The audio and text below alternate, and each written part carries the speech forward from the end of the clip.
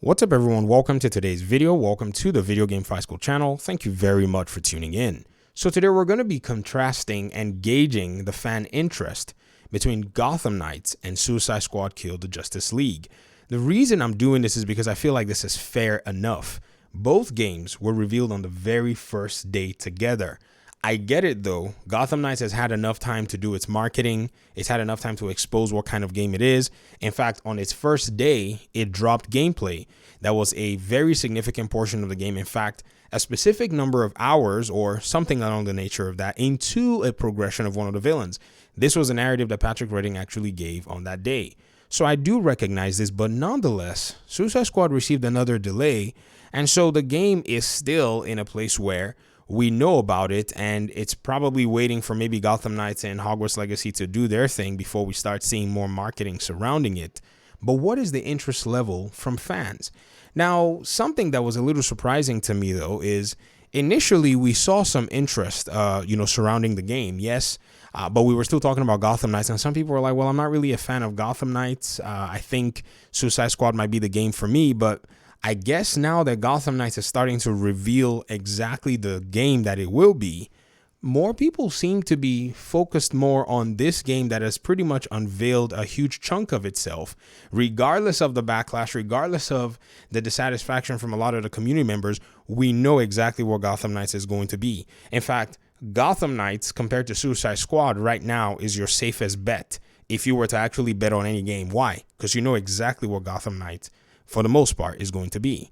So let's go ahead and look at a few comments, because here in the community, it's your comments that I actually use to gauge what your thoughts are. I'm making my videos for you guys, so I feel it's very relevant to actually take a look at what it is that you're saying concerning these topics. So forgive me if whatever you did say here is actually put on this video, but I think it's necessary. I value your opinions here. And so Grimjow basically talks about, how they appreciate Rocksteady. It's a long post. I would let you read it, but I did find something in his comment, that says, he just didn't want to talk bad about Rocksteady, but he says, I just can't get behind his direction.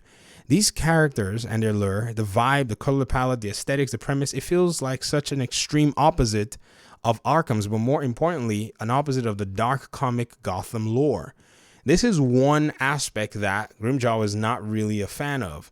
And I think that's probably some of the stuff that, it's probably a small thing, and in the conclusion, let me just finish reading this. Grimjow says, and for me at this point, Suicide Squad does not feel authentic or genuine. I get warning signs and red flags of the actual opposite that pushes me away. And this is not necessarily too out there. There are other people who feel the same way, or who are looking, and we're looking from a distance. So I want to take these opinions as based on where we are right now too with the game. Maybe as we're drawing closer, our minds might change. Angelo said, I just don't think Suicide Squad Kill the Justice League will be good. They don't have interesting characters except maybe Deadshot, who even then is kind of an inconsistency due to the fact that this takes place in the Arkhamverse. I agree. Did Batman not take care of Deadshot? Well, I guess, I don't know. Well, let's keep going.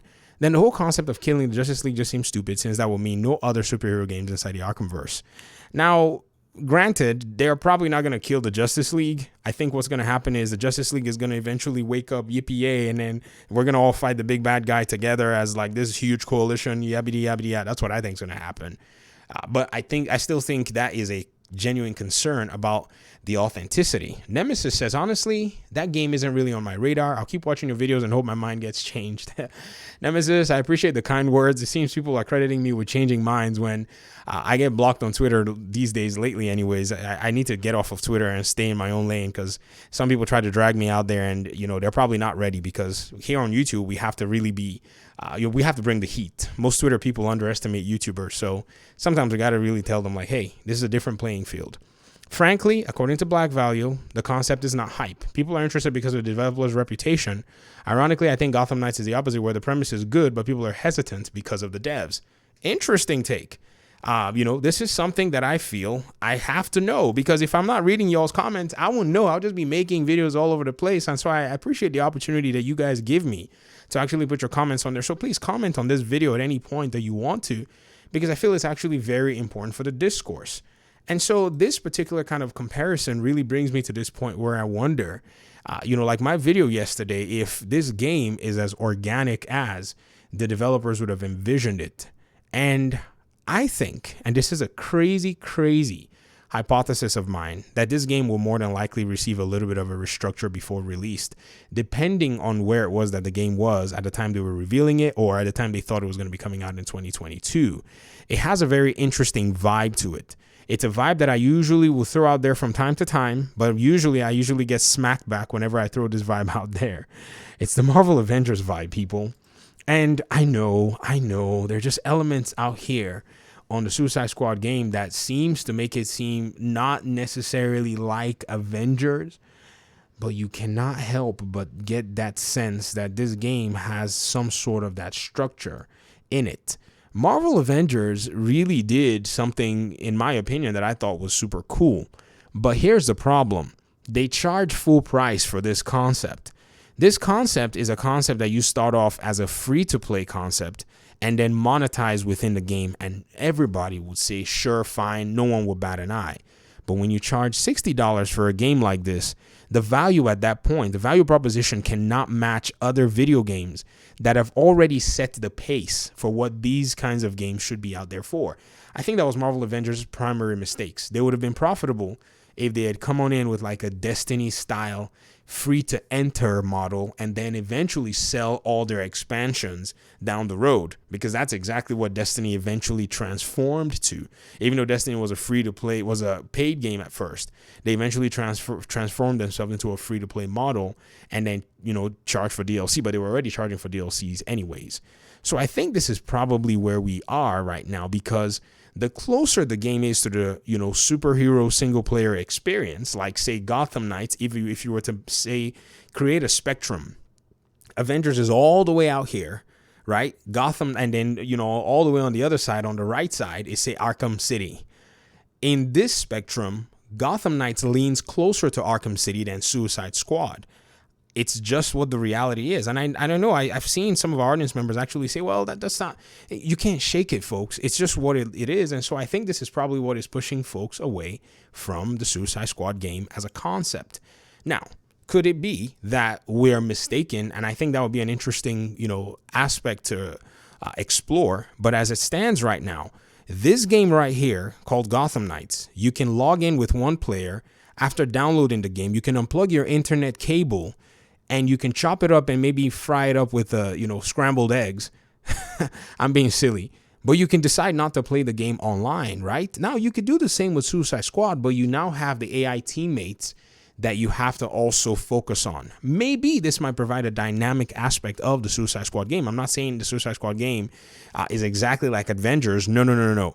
It is also going to provide a single-player experience with 4 different characters. You can do the exact same thing, but my fear is the structure may have been also like Avengers. Look at the way the enemy, population is. The enemy population is quite dense. They're running around and shooting and beating up on all these minion type characters. Look at the density of the arenas. That's kind of what I think is a little concerning for a lot of people too. Look how many NPCs are just gathered here for, Deadshot to just mow down. That looks a little horde modey, and I don't know. Maybe it's just this scenario anyways. It could be that other aspects of the game are fun and interesting and exciting, and you can deal with them like a single-player game that has side missions and quests and all of the above. But that's not what they showed us. This is what they showed us, and I think that's where people are coming from. And so right now, I think what the developers here with Rocksteady are going to benefit from is taking the approach that Gotham Knights has taken, which is exposing and exploring the game and walking through exactly what their game is and showing it to their community. I think that's where Suicide Squad is going to gain interest as time goes on. So this is our preliminary stance right now for some members of the community. For me, I'm interested in just, taking a look at it. I still have my, drawbacks as well. I think I'm more close to the comments that are here in the comment section. Even though I like Rocksteady, I still have to kind of like temper my my expectations. The game has changed. When they were making the Arkham games compared to now are 2 different times. There's 2 different seasons. And so I have to take that into consideration and just say for now, I'm going to enjoy Gotham Knights. I'm going to play it. I'm happy that the game is coming out soon after all this waiting time. But I'm hoping that we can start getting a little bit more information to put our minds to rest as to exactly what Suicide Squad is. I think that's how Suicide Squad is going to win. Tell us exactly what it is we're going to be, getting into, so that we know exactly what it is before we get into it. No surprises. But anyways, I want to hear your thoughts in the comment section. Let me know how you envision and look at both games. Are you the exact opposite of all of this? Let me know in the comment section, and hopefully we'll talk in the next video. Peace out.